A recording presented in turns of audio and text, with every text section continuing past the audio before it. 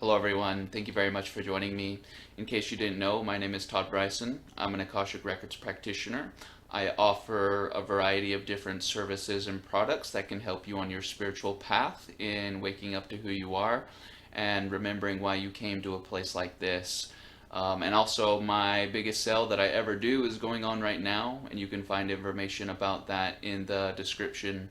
So I have two really cool experiences to share with you, and one of those experiences, well, both of them are profound, but one of them specifically really changed my perspective and my outlook. And, I've been going through a lot in the last 30 days.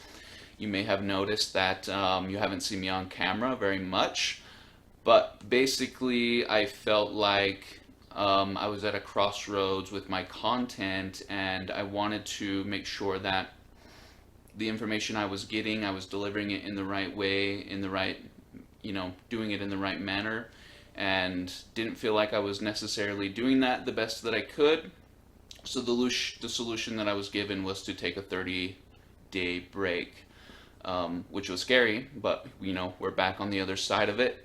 And I am excited to get the ball rolling again because I do have a lot to share. And I also want to let you know that in session, I didn't really feel like I was accessing the levels of information that I had been before.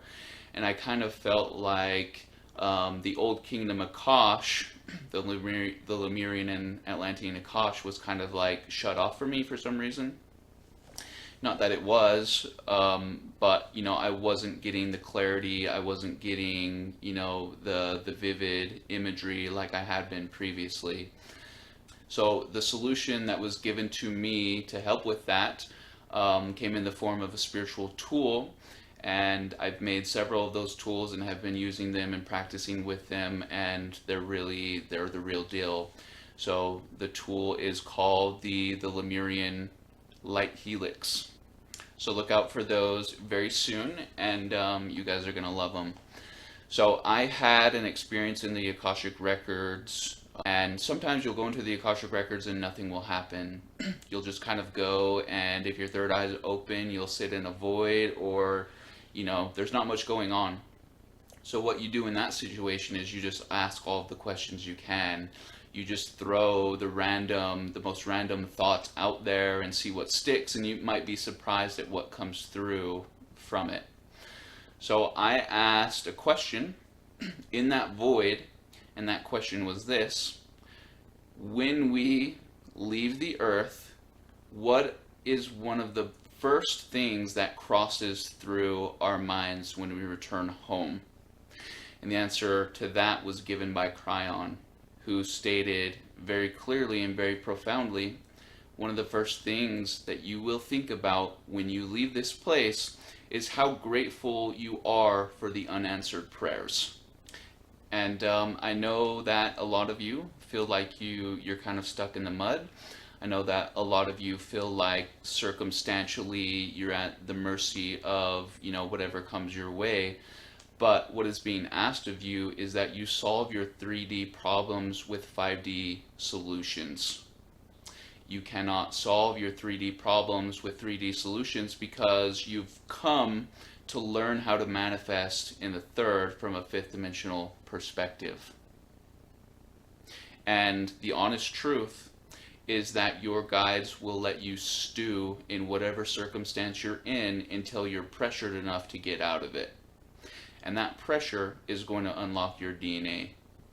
That pressure is going to be placed upon you constantly until you learn how to generate your own challenges and your own pressure and your own adversity. But let me tell you that there's an importance to your awakening.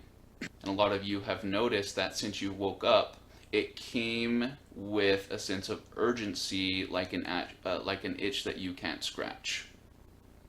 And some of you even beat yourself up for having that sense of urgency, like you're not being patient, you're not trusting the process, you're not allowing things to unfold. But I want to let you know that that sense of urgency came directly from your creator.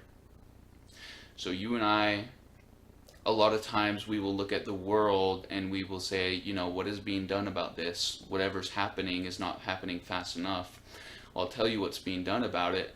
They're waking you up. That is what's being done. And, you know, the reason the idea that we're going to be grateful for unanswered prayers was so profound to me, because it lets us trust the process that we are experiencing as things unfold during this shift. It allows us to sit and embed within ourselves that everything that we've experienced, happy and sad, has been for the purpose of bringing something out of us that would not have come to the surface otherwise.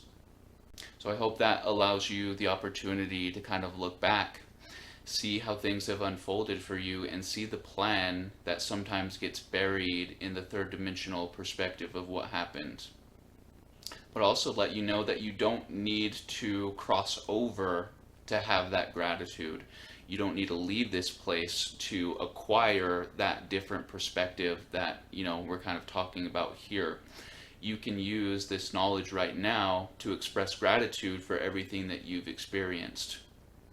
Everything that you've been through was because you were loved. Everything that you've put yourself through was because you are here to help the ones you love. And you understand the assignment, and so do your guides.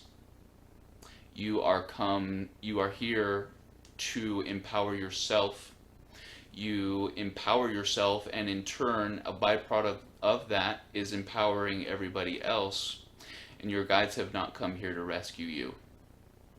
Whatever situation you are in right now, you are being asked to remember who you are and empower yourself enough to manifest out of it.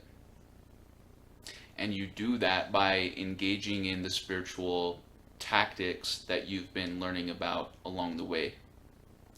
I also hope that that little message embeds in you the perspective that everything changes and nothing is permanent. That you're here on the earth right now for just a little while. You're here to work. You have sacrificed a lot to be here. You were very excited when your name was called to come. And, you know, another thing that you're going to notice after you leave this place is how fleeting the time was here. And how you wish you may have acted on the impulses to create when they were given to you. You might wish that you had the worthiness and the courage to put yourself out there in support of, the brothers and sisters you've come with, or whatever your objective is as a healer. Anyway, thank you very much for joining me, guys. I will see you very soon. Thank you very much.